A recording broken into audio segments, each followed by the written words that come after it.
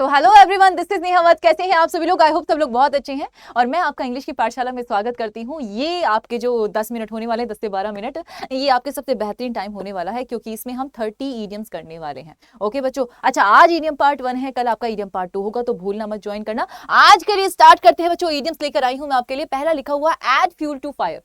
Add fuel to fire का मतलब क्या होता है? ऐसे मान लीजिए कि जब आपके मतलब आग लगी हो और कोई आप उसमें घी डाल दे या मिट्टी का तेल डाल दे तो स्वाहा हो जाता है। मतलब एक तरीके से होता है जब चीजें आपकी ऑलरेडी खराब हो और आप उसे और खराब कर दे। When you make something worst to worst, ये आपका क्या हो जाता है? वर्स्ट आपका वर्स्ट बना दे, ये आपका क्या होता है? आपका ये एड फ्यूल टू फायर होता है। नेक्स्ट वर्ड है आपका N old head on young shoulder. इसका मतलब क्या होता है? ये एक ऐसी इडियम होती है जैसे ऐसे मानिए कि आपने कोई ऐसा लड़का देखा होगा जो 18 साल का है लेकिन समझदारी उसमें कितने साल की होती है? 30 साल की। वहीं पर आपने एक ऐसा आदमी देखा होगा जो 32 साल का है लेकिन उसमें समझदारी जो होती है वो आपकी 18 साल की होती है। इसी को क्या कहा जाता है? आपका N old head on young shoulder. मतलब बच्चा एक छोटा, मतलब एक छोटा सा इंसान है, एक छोटा सा मतलब कम उम्र का इंसान है लेकिन उसके ऊपर जिम्मेदारियां ज्यादा है, वो अपनी उम्र से ज्यादा समझदार है। इसको क्या कहा जाएगा? An old head on young shoulder. Next word है आपका क्या है बच्चों? At dagger stone. Dagger stone का मतलब क्या होता है? जब आप डैगर लेकर, डैगर मतलब क्या होता है? जो आपका छुरा होता है उसको लेकर किसी के पीछे पड़ जाए, मतलब कट्टर दुश्मनी हो जाए, ठीक है, हॉस्टिलिटी हो सकता है, एनिमिटी हो सकता है। नेक्स्ट वर्ड है आपका be in the driving seat. सोचिए अपनी जीवन की,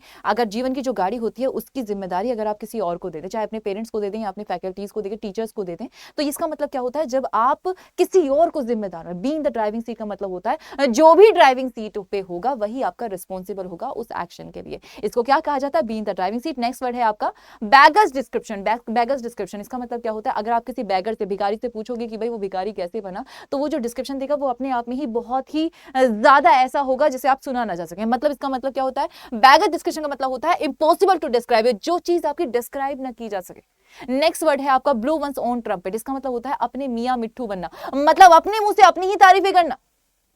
कि लोगों को तो लगता है मैं कभी कभी शाहरुख खान जैसा लगता हूँ, कभी कभी मुझे कटरीना जैसी लगती हूँ, कभी कभी पता है ऐसा होता है कि मैं बहुत अच्छा बोलती हूँ तो ऐसा लगता है लता मंगेशकर गा रही है ना। ऐसा वर्ड जो ऐसे लोग जो होते हैं उसे क्या कहा जाता है? Blow one's own trumpet. ये नेक्स्ट वर्ड है आपका ब्लेसिंग इन डिस्गाइज।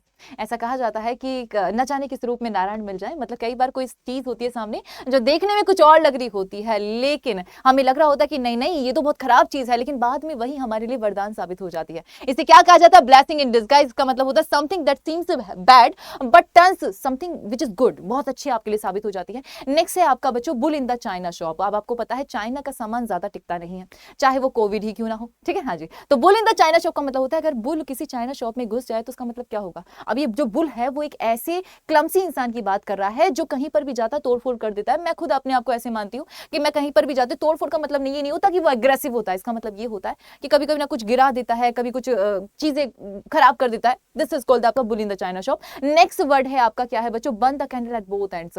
जब आप दोनों हाथों से क्या करते हैं? कैंडल को बर्न करते हैं। इसका मतलब क्या होता है? कि आप दिन burn the candle at both ends. Both ends का मतलब यहां पर क्या है? कि आप दिन और रात दोनों मेहनत कर रहे हैं। फॉर एग्जांपल आपका एग्जाम है और आप दिन रात मेहनत करें, this is called burn the candle at both ends. Next word है आपका च्यू द कड। ऐसा कहा जाता है कि च्यू मतलब एक तरीके से होता है कि च्युइंगम हमेशा आपको क्या करनी चाहिए? च्युइंगम लोग जो खाते हैं ना, हाँ, बहुत अच्छी होती है। क्यों होती है? क्योंकि उससे आपका माइंड तेज होता है। हाँ जी, कुछ ऐसा ही है ये क्या होता है? च्यू द कड का मतलब होता है जब आप किसी चीज के बारे में बहुत ज्यादा डीपली सोचते हैं, आपका थिंकिंग पावर काफी स्ट्रांग होती है। नेक्स्ट पे चलते हैं बच्चों, क्या लिखा हुआ है?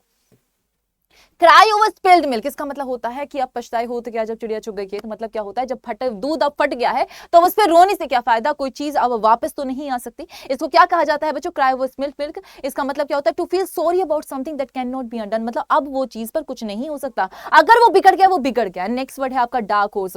एक ऐसा होता है ना कि आपके घर में एक फैमिली में बच्चा होता है कि भाई ये तो क्या ही करेगा जीवन में आगे, और आगे जाके देखते हैं कि इससे बेहतर कोई और कर ही नहीं पाता, वही खानदान का नाम रोशन कर देता है, उसे कहा जाता है डार्क हॉर्स। मतलब जिस घोड़े पर तुमने दाव नहीं खेला वही आपका डार्क हॉर्स होता है। मतलब इसका होगा कि मतलब एक तरीके से एक ऐसा इंसान जिस पर उम्मीद ना की हो कि ये जीत सकता है, वही घोड़ा आपका रेस में जीत जाए।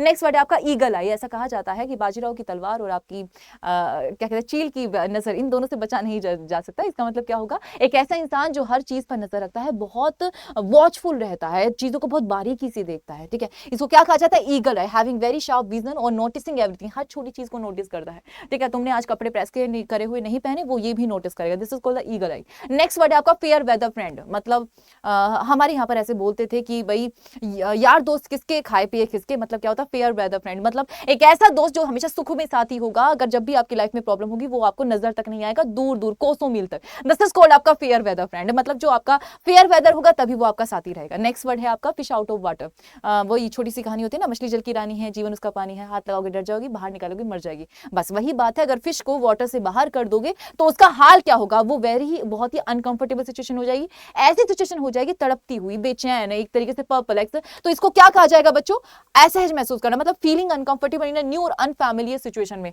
ये ऐसी मानो कोई लड़की है जो शादी के बाद अपने ससुराल जाती है, वो ऐसी होती है जैसे फिश आउट ऑफ वाटर, कहीं ना कहीं अनकंफर्टेबल हो जाती है, चीजों को ढलने में समझ में टाइम लगता है। नेक्स्ट वर्ड है आपका फ्रॉम हैंड टू माउथ, मतलब जब आप इतना ही कमा पा रहे हैं कि हैंड टू माउथ, बस खाने भर तक का भी है ना, बस इतना ही कमा पा रहे हैं कि आप खाना पीना कर सकते हैं, बस इतना ही है, बाकी कोई ख्वाहिशें पूरी करने के आपके पास पैसे नहीं है, बस जरूरत ही पूरी हो पा रही है। This is called the hand to mouth, ठीक है, बस जीविका चलाने जितना आपके पास पैसा है। नेक्स्ट है आपका गिफ्ट ऑफ द गैप, एक ऐसा इंसान जो बहुत अच्छा वक्ता होता है, आर्टिकुलेटर होता है, एक ऐसा इंसान जिसके पास बोलने की कला होती है, वो आपका टीचर हो सकता है, वकील हो सकता है, या फिर कोई पोइट हो सकता है, तो इसे क्या कहा जाता है, gift of the cap. Next word है आपका हार्ड नट टू क्रैक, मतलब ऐसा होता है ना जब जिंदगी आपकी अखरोट जैसी हो जाए कि समझ ही नहीं आ रहा, फूट तो मतलब जब आपकी परेशानी आपकी अखरोट जैसी हो जाए, हार्ड नट टू क्रैक, एक ऐसी इंसान या एक ऐसी सिचुएशन जो आपकी कह रही बहुत ज्यादा डिफिकल्ट हो। Hit the nail on the head, बहुत बार एग्जाम में पूछा गया है, hit the nail on the head का मतलब होता है hit the nail on the head, मतलब सही टाइम पर सही बात कहना या सही टाइम पर सही चीज करना,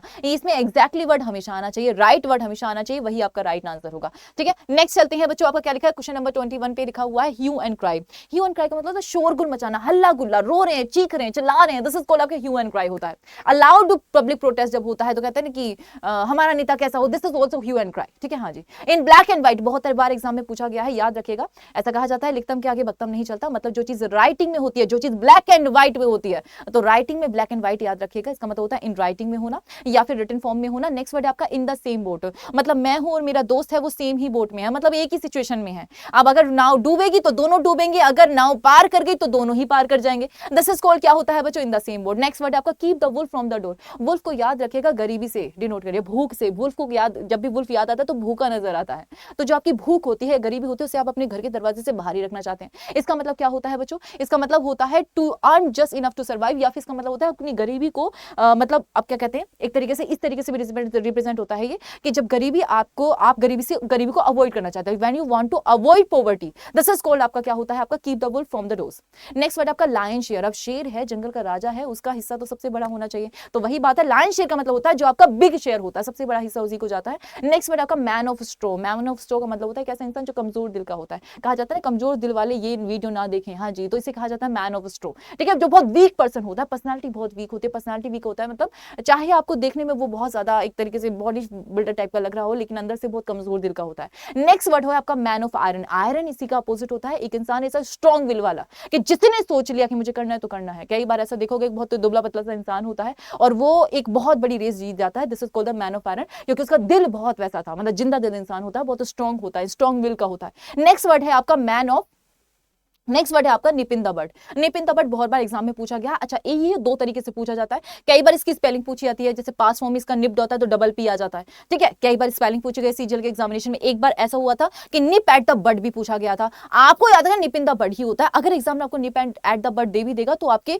ईडियम में करेक्शन नहीं पूछेगा, कुछ और ही पूछेगा, जैसे आपका स्पेलिंग पूछ सकता है। तो याद रखें निपिन द बर्ड का मतलब कोई चीज आपने शुरुआत करी, शुरुआत से पहले ही खत्म कर दी। सीजीएल का पेपर आ गया है, सिलेबस खोल के बैठे हो कि यार फॉर्म तो भर दिया है, लेकिन सिलेबस देखकर लग रहा है कि मुझसे तो ना हो पाएगा, तो इसको क्या कहा जाता है, निपिन द बर्ड, कोई काम शुरू करने से पहले ही खत्म कर दिया आपने। पोर ऑयल ऑन ट्रबल्ड वाटर, मतलब ऐसे मान लीजिए अभी मैंने क्या बताया था आपको कि एक ऐसा जब आप चीजों को बद से बदतर बना दे, तो pour oil on the troubled water का मतलब होता है कि जब आप चीजों को आसान बना दें या फिर कोई चीज जो आपकी खराब हो रही है उसे सही कर दें। ठीक है ना, तो ये कहते हैं जैसे जलती आग पर पानी फेंक देना, pour oil on the troubled water, इसको ये कहा जाता है। इसका मतलब होता है जब आप झगड़े को शांत करने की कोशिश करें कि दो लोग हैं, लड़ पड़े हैं, अब आप क्या करें, you are pouring oil on the troubled water, उस मैटर पे आप पानी पानी छिड़क रहे हैं, ठंडा पानी।